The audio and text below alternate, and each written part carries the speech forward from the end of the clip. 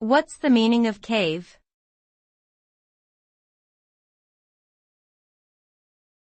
Cave.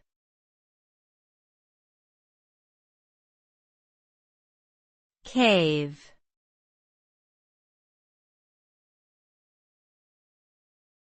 Cave.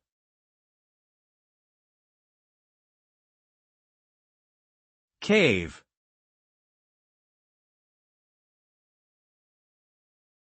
The word cave refers to a natural underground structure typically formed by the erosion of rock.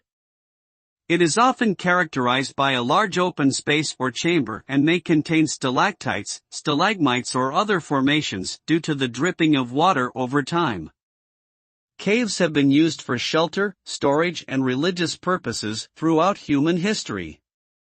Some caves are also known for their unique ecosystems and rare species of animals that inhabit them. Exploring caves can be dangerous and should only be done with proper equipment and training.